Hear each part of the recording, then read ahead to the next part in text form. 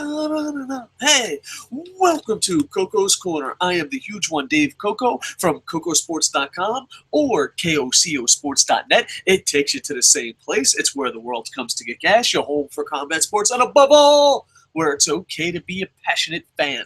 This is our weekly WWE NXT review. As always, we ask you, did you think this was a win, loss, or tie? What did you think of this show? Me personally, fuck Monday nights. Wednesday nights with Lucha Underground and NXT is where wrestling lives. I always get accused because I'm a little bit critical of Raw that, oh, you're not a pro wrestling fan. And I'm like, come see me on Wednesdays, baby. Wednesdays is where it is at. I thought it was a huge win. I thought it was such a huge win. I'm like, they're giving this away for free, or okay, $9.99. I know they had to stack up the card a little bit because it was moved to Wednesday, but man, did I really friggin' enjoy this card. I give it a huge win. I think it's one of those can't miss shows. So if you get a chance, please check it out. There might be a link in the doobly-doo, but you can find it also on the network. All right, let's break it down. It starts off with what I think is a dream match. Everyone, you know, I don't know why, but in wrestling, if you want to see a certain match, they insult you and call you a fantasy booker. I don't understand the logic behind that, but this is a fantasy booker's dream. He had Finn Balor versus Tyson Kidd. I was just like, holy shit, I love pro wrestling.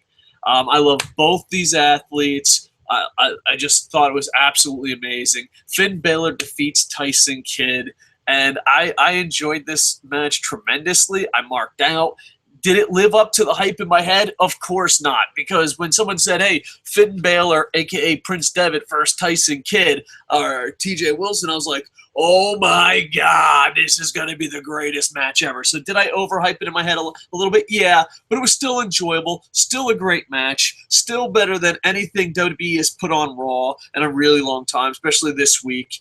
And to me, it's just very, very enjoyable.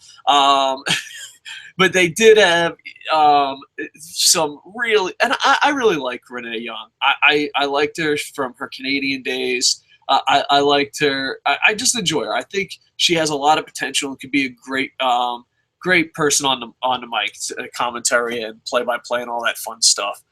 But with that said, oh my God, during this match was the annoyance level really, really high. I was like, whoa, pump your brakes there, sweetie. Pump your brakes. Even my wife, she was, I was watching NXT, and she was just chilling, like, fucking playing, you know, I don't know. She's playing, what game does she always play? We're playing a cell phone game. And she just heard the commentary. And out of nowhere, she's like, it's a Prince Devitt match. Because, you know, we live in Japan, and he's known as Prince Devitt mostly here. She's like, it's a Prince Devitt match. Why is this bitch talking about fucking cats? They put over Tyson Kidd and the Cats more than they did the match. And coming from Pro Wrest Japan land, yeah, that comes as like, what the fuck? You know, my wife's just sitting there. She's playing her little game. Boop, boop, boop, boop, boop, boop. Trying to collect her hearts, diamonds, whatever the fuck she does on her cell phone. And she's like, why ain't this bitch shutting the fuck up about cats? Some people enjoy it. Some people not so much. My wife, who only watches Pro Wrest, she basically watches the Japan events live in person. That's the only thing that she's, as far as being a wrestling fan, she's like, oh, okay, I'll go watch New Japan live. I'll go watch Dragon Gate live. So she has a different mindset than most wrestling fans. And she was just like, why ain't this bitch shutting the fuck up about cats? Who gives a shit? So cultures clash, but I really did enjoy it. Then you had Sasha Banks and Becky Lynch. Becky Lynch of the Fighting Kangaroos, defeating NXT champion Charlotte and Natalya. It was a fast-paced match. It was a good in-ring match. And I don't know, like, it just fucking boggles my mind how WWE's main product can't be this good. I don't know. Do the masses just not like pro wrestling that much? Is that what the fuck is going on here? Was that the fucking ticket you're trying to sell us? right. But it was really good and all that. But Charlotte has been getting the best of Sasha Banks. They're feuding. And in this, Sasha Banks pins Charlotte. And the announce team, even though I threw them under the bus earlier, the announce team did a great job of telling the story and putting this over. So I really enjoyed it. It was a fast-paced women's tag match. And it was 4 women who could wrestle. It was just 4 women who could wrestle. Why? Why is wrestling so bad on the major? Now, here comes fucking the hype. Here comes the hype. They built this up. They gave it to us on Wednesday. I don't have an opinion of Baron Corbin yet. I just haven't seen enough of him. He's definitely over with the NXT universe. He's over with the NXT universe. He's being hyped up beyond belief. But I think Bull Dempsey's a bag of shit. I honestly do. Hopefully this stops Bull Dempsey. It was 2 undefeated guys, and the match went on, and it wasn't anything special, but it wasn't a complete fucking train wreck.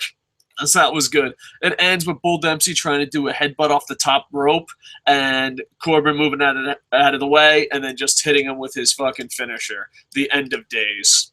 I knew it had some catchy slogan. So Baron Corbin defeats Bull Dempsey. Bull Dempsey's not undefeated. You know what? They always do this to good athletes. Wouldn't it be great to give a bag of shit like Bull Dempsey this storyline? How about the old fucking, now that their undefeated streak is snapped, why don't we do the old, they can't get a win losing streak like you did with MVP, like you did with Dolph Ziggler?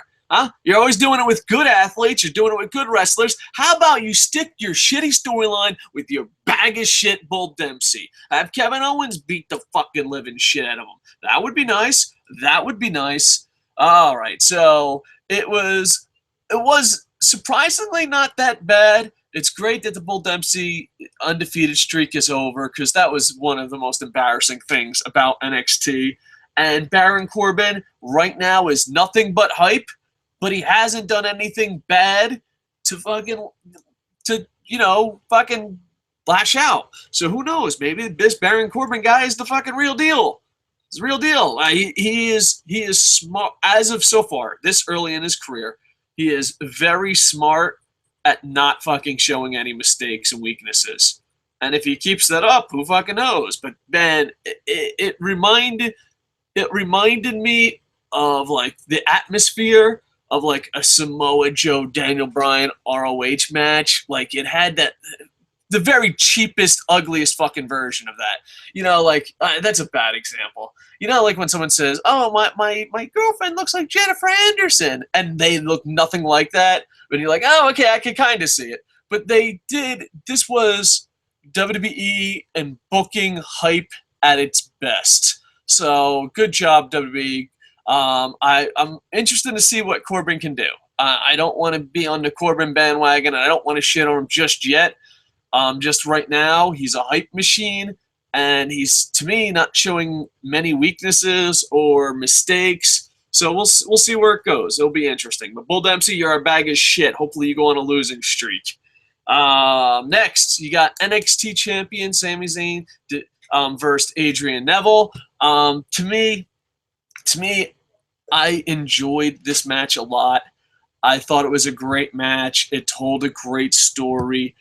They did a great job throughout the show hyping up this match. The only nitpick I could have of this match is that it seemed too close. Like, it's like, wow, we're having this match already? Because like, it was like, Sami Zayn has to do everything to get to Neville. And next week, Neville gets his rematch. I just thought it was too soon. But in WWE NXT's defense, I'm going to play devil advocate. Maybe, there's rumors of him being Mighty Mouse. There's rumors of him coming up to the main roster. There's rumors of him being a masked gimmick. Maybe the reason they rushed this is because Neville's on his way up. And my wife doesn't know anything about Sami Zayn. And it's so funny seeing pro wrestling through the eyes of someone who's not a super nerd, such as myself. But my wife just looked at it and is like, he comes out and he's like, I don't know why, but that guy makes me happy. Like, I want to root for him. And I'm like, I know. I'm glad I'm not the only one. So my wife and me both have a crush on Sami Zayn. This conversation's getting awkward. Anyway, Sami Zayn beats him. They didn't make Neville look weak. They kind of did the whole story like, oh, he's dead. I don't know. It's two great athletes, two decent bookings, a great match, but I think they're going to the well too many times. Like, I think I hurt my friend. But I at the same time, it makes Neville look as if he's not weak. And then at the very end, Kevin Owens comes out and just attacks NXT champion Sami Zayn. So that feud is just money. Ask any Pro Wrestling Guerrilla fan, any ROH fan. Hell, they've probably been doing this feud since 1982 in fucking Canada. All right, that part might not be factual, but they have been going at it for a really long time, and it's going to be interesting. It's going to be interesting to see if they do anything different, or do they just recycle storylines. And for those that don't watch indies, and I'm not an indie expert, I assure you. I go through fits where I like know everything about the indies for 2 years, and then I like take 2 years off. Then I know like everything about 2 years. So like I'm not exactly an indie expert, but WWE has stolen storylines straight from Ring of Honor. You know, CM Punk, the Summer of Punk was almost exactly the same. The John Cena, oh, I'm taking the title with me. So who knows? Maybe we're gonna see, you know, Kevin Owens and Sami Zayn. Maybe they're gonna do the same exact storyline that they did down in the Indies. I know it'd be crazy though. I didn't get to watch these guys up in Canada. I got to see AJ Styles when he was really young, Christopher Daniels when he was really young, and it's really cool seeing a guy start from the bottom and then make it to the top. For being a Canadian fan, it's got to be awesome. You see these guys locally, then they go to Ring of Honor, then they go to Pro Wrestling Guerrilla, then they go to NXT, and hopefully they can just tell another awesome story and have some great matches. And who knows? I'm dreaming, but it's Wrestling Wednesday, baby. It's the time of positivity. It's when wrestling is good. All right, so sorry, I got a little distracted here. People are sending me Skype messages of how much they love me. It's a bit awkward. You know, I appreciate the love, but it's a bit awkward at times. Yeah, so I don't know. Maybe they do the same storyline. Maybe they do it a little bit different, but I'm very intrigued to watch it because I fall in love and out of love with Ring of Honor. I'm just that type of fan. Sometimes I'm like, Ring of Honor is the fucking greatest. I'm an ROH bot. And then sometimes I'm like, all right, I need a break from Ring of Honor. But when these two guys were feuding, it just got me into it. I remember a Ring of Honor storyline where Steen, Kevin Owens, I'll try to use their WWE names, Kevin Owens opens a package and it's Sami Zayn's mask when he was El Generico. And I barely ever watched Ring of Honor at that time. And it was coming up to a pay-per-view, and that alone, I was like, nope, here's my fucking money. Thank you, Ring of Honor. Thank you, Ring of Honor. So it's interesting to see an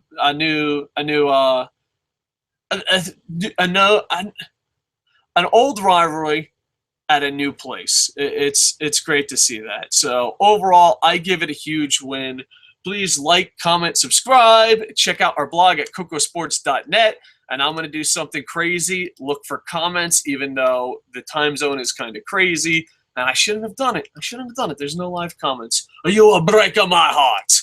Anyway, that's what happens when you do shows whenever.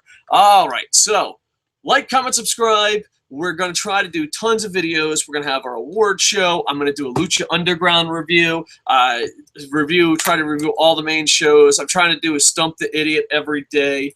And, yeah, there's also, if you're in a fantasy wrestling league, there was a fantasy wrestling thing. Yeah. People, man, you guys are assholes. Some people sent me some nasty-ass emails about Boom Boom and Forsaken and say, you know, hey, we're a channel. We try to do a little bit of everything. You don't have to be jerks about that, fuck nerds.